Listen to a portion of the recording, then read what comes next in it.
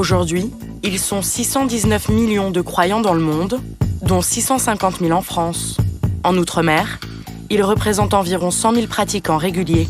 Il s'agit là de la plus forte croissance de fidèles jamais vue.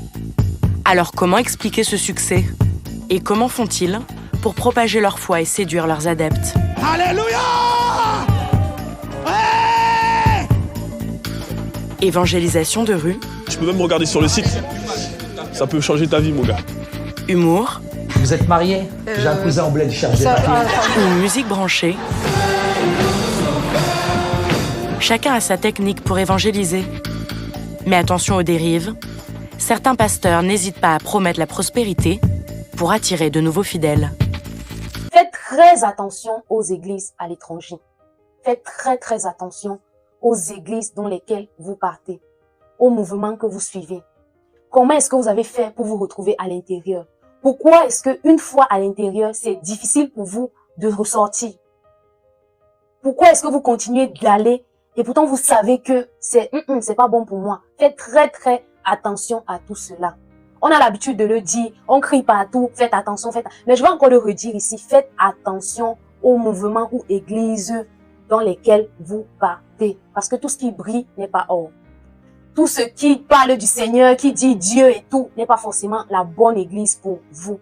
Et dans cette vidéo, je vous explique pourquoi est-ce que je vous dis de faire très attention aux églises à l'étranger.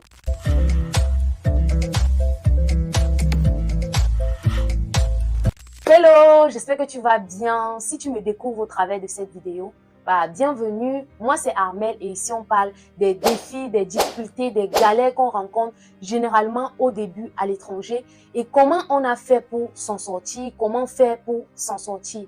Donc, la thématique d'aujourd'hui, en fait, ne touche pas simplement les nouveaux arrivants, ne touche pas simplement les débutants à l'étranger ou même les personnes qui se préparent à venir sur le territoire étranger. Non, elle touche tout le monde, que tu sois nouveau, ancien, 10 ans sur le territoire étranger ou même dans ton pays d'origine, parce que je pense que c'est une thématique assez répandue dans le monde actuellement. Je pense que tout le monde est concerné par cette thématique, par cette sensibilisation.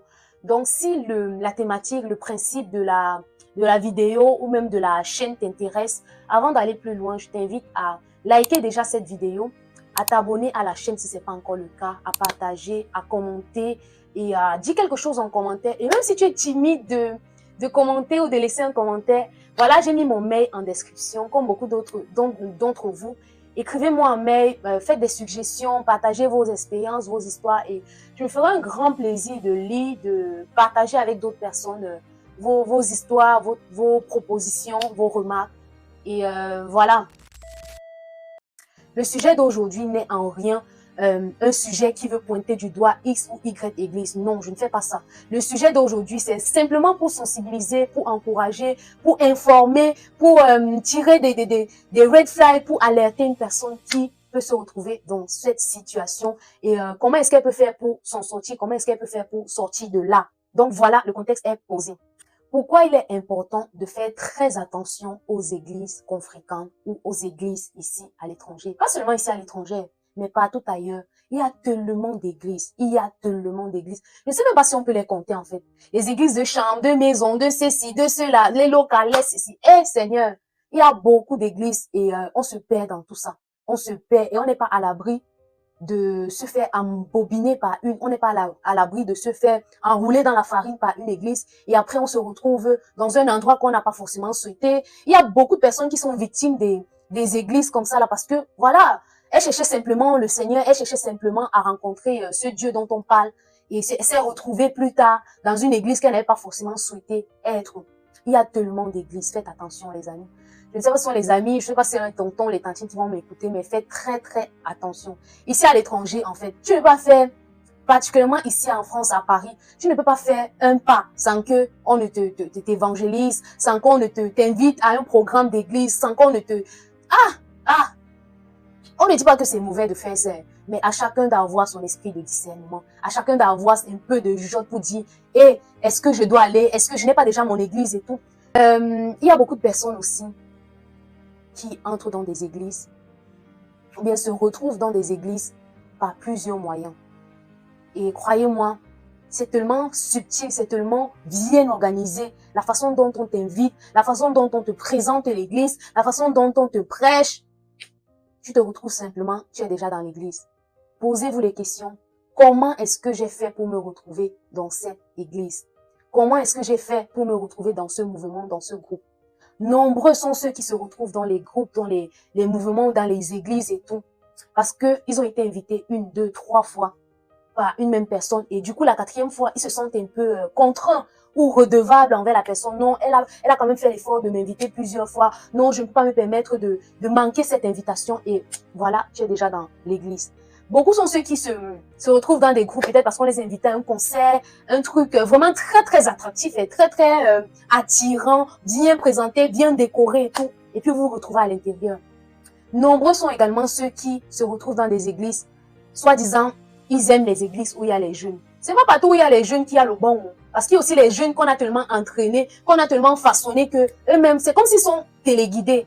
Je ne sais pas, je ne vais pas mentionner une église en particulier ici, là, mais faites attention, faites très, très attention. Je ne saurais dire que telle église est comme ça, telle église est comme ça, parce que je ne suis pas qualifiée pour ça. Et je ne peux même pas me permettre de faire ça. Je ne peux pas. Mais chacun a son esprit de discernement, chacun a sa petite conscience qui te dit, mon ami, ma soeur, mon frère, où tu es là, ce n'est pas bon pour toi. Donc on se retrouve même dans des églises comme ça, là. Suivisme. Ton ami est là-bas, toi aussi tu y vas. Tes connaissances sont là-bas, toi aussi tu y vas. Alors que les valeurs que tu partages avec tes connaissances ne sont pas pareilles.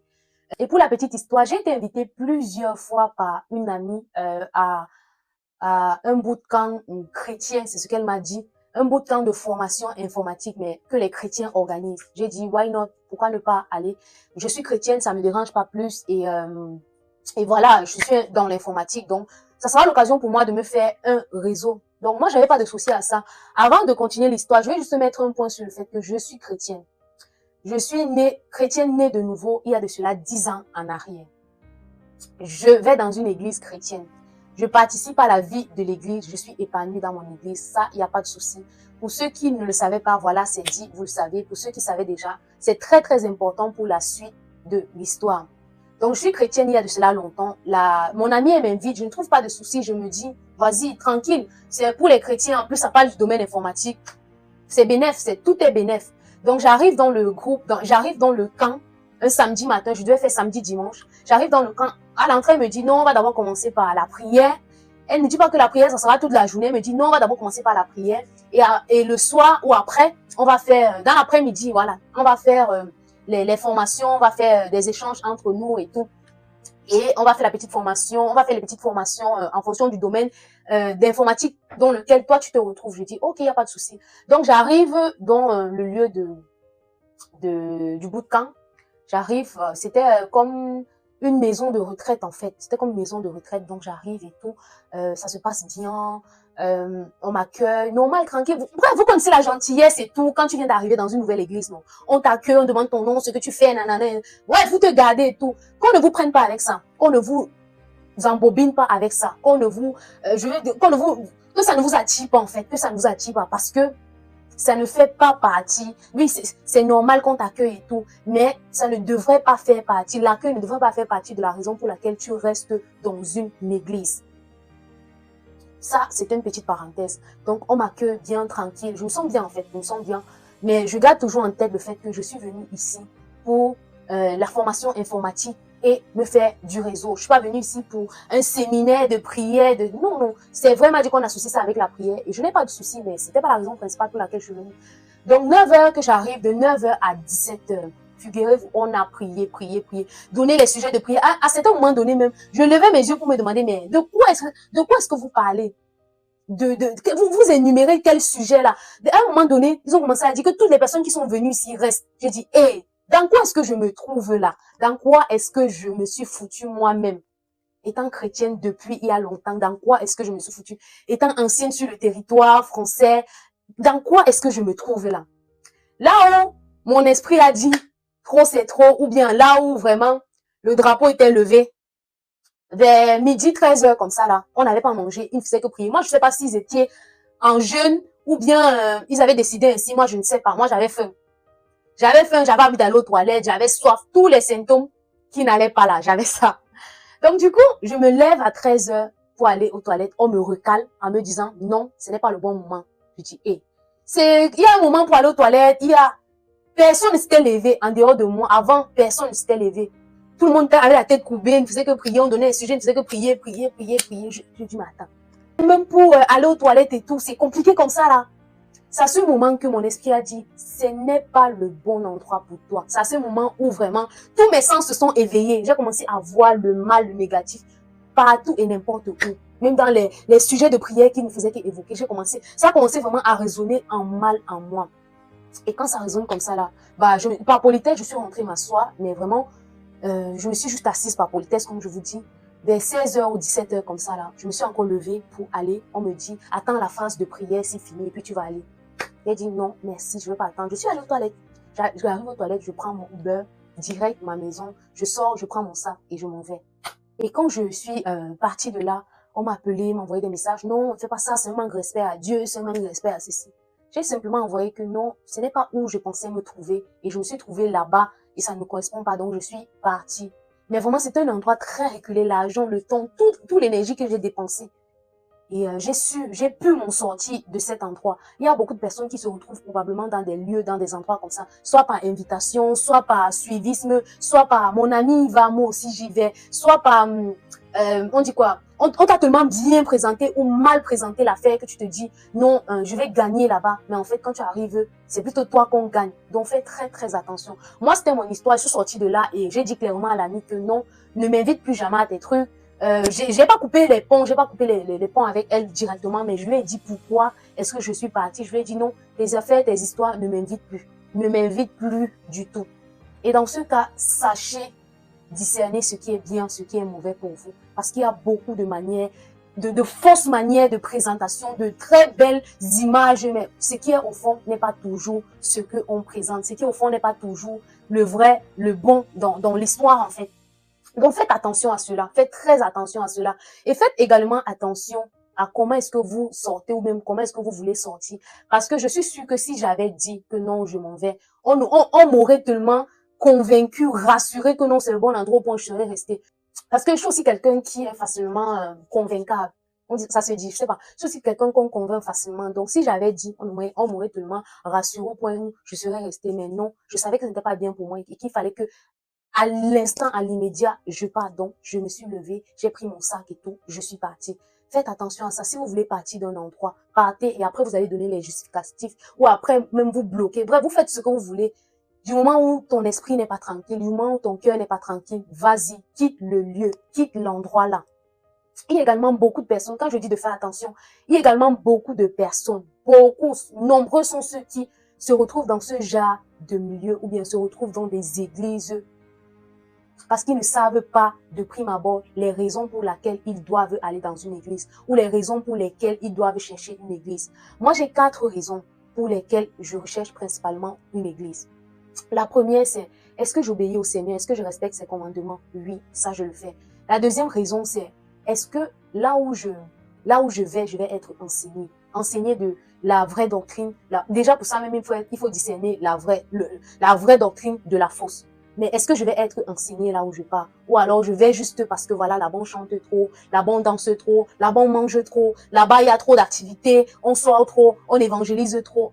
Moi, je regarde l'enseignement que je vais recevoir parce que oui, je peux lire ma Bible seule à la maison et tout, mais je ne reçois pas forcément les enseignements que je vais recevoir de quelqu'un qui a été formé pour enseigner.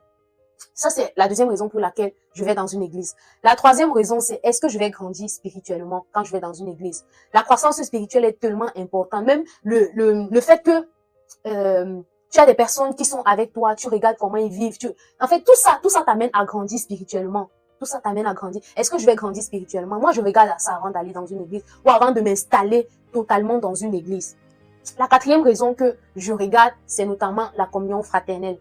Est-ce que ça va entre les gens déjà? Ceux que je suis venue trouver, est-ce que la communion fraternelle entre eux, ça va pour que moi aussi je m'insère ou pas et tout, avant d'entrer. Et la dernière, c'est voilà le service, la louange, tout le mouvement et tout ce il peut avoir dans l'église. Moi, je regarde ça après. Donc, avant d'aller dans une église, mettez sous écrit vos principes, mettez sous écrit vos valeurs, ce que vous recherchez d'une église. Et je pense que ça va facilement aider quelqu'un à se retrouver dans la bonne église qu'il pense être meilleur pour lui. Et également, dans les églises, ou bien pour faire le choix de la bonne église, asseyez-vous. Moi, je dis la meilleure méthode, la meilleure façon, c'est de s'asseoir, de prier, de demander au Seigneur, guide-moi pour que j'aille dans la bonne église où je devrais aller. Guide-moi pour que je fasse le meilleur choix. Guide-moi pour que je me plaise dans cette église. Guide-moi pour que je trouve tout ce que je recherche dans une église. S'asseoir, prier, demander au Seigneur. Et je pense que il est tellement juste, il est tellement bon pour pouvoir te guider, pour pouvoir t'orienter. Donc faites attention, faites attention. Peut-être j'ai un peu tout dit ici là, mais il y a beaucoup de personnes qui ont vécu des expériences mais de dingue ici là avec les églises. J'ai vu une personne qui a parlé des académies bibliques, des nouvelles sectes. Là, vous voyez les gens qui traînent souvent vers Châtelet, vers Saint-Lazare, vers ce genre d'endroit-là, vers les gars, et qui vous accostent et qui vous disent « Ouais, est-ce que vous avez entendu parler de Jésus? Quelle est votre relation avec Jésus ?» Bref, ils vous posent des questions. Méfiez-vous de ce genre de personnes parce que moi, je suis béton.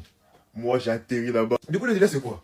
Tout se passait bien, c'était dans une classe tous les soirs. Je crois que c'était 2 jours, 2 fois par semaine, 2 jours par semaine. Ça a commencé à 18h30, voire 19h. Et ça se terminait à 21h30, 22h comme ça. Vous connaissez moi, c'est-à-dire tout le temps, je rentrais du travail, je courais, je prenais le RER, j'arrivais là-bas. Donc au début, j'arrive, ça se passe bien. Tu vois, on apprend à connaître la parole, on nous apprend que les versets, il faut les connaître par cœur parce que c'est très important. Et qu'à la fin, on aura des contrôles. Moi, je suis en mode, oh, mais comment ça des contrôles? Je dis, ils disent oui, mais c'est pour vérifier que tu as vraiment la foi, pour être sûr que tu... En plus de ça, ils savent très bien quelle population cibler. Ils savent très bien, c'est les jeunes. Parce que souvent, nous les jeunes, on a la recherche, on a besoin d'en savoir plus sur notre religion.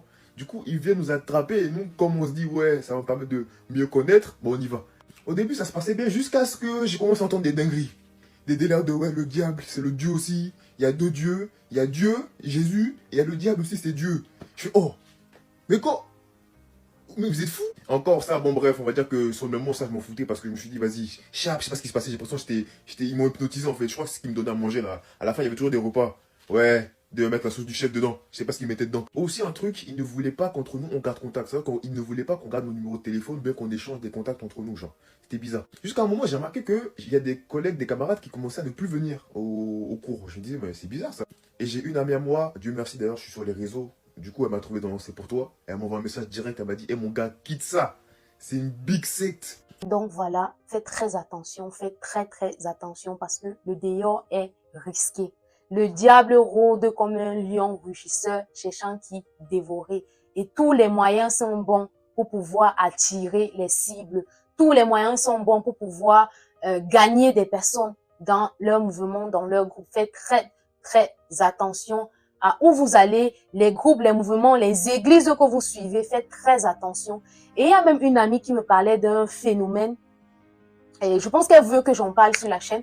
Elle me parlait d'un phénomène où il y a beaucoup de vortois. Excusez-moi du thème. En fait, ce sont les étudiants de prépa Vort au Cameroun, à Yaoundé, qui sont quittés de prépa Vort et sont arrivés ici, sont retrouvés dans un mouvement, un groupe où les parents, en fait, les parents pleurent parce qu'ils ne reconnaissent plus leurs enfants, ils ne reconnaissent plus leur famille. Il y a beaucoup de personnes qui se retrouvent dans des groupes comme ça, là. Faites très attention. On vous vend là, tellement de rêves là-bas. Activez vos sens. Activement, il dit à un moment donné, activez vos sens. Activez votre intelligence. Activez votre discernement.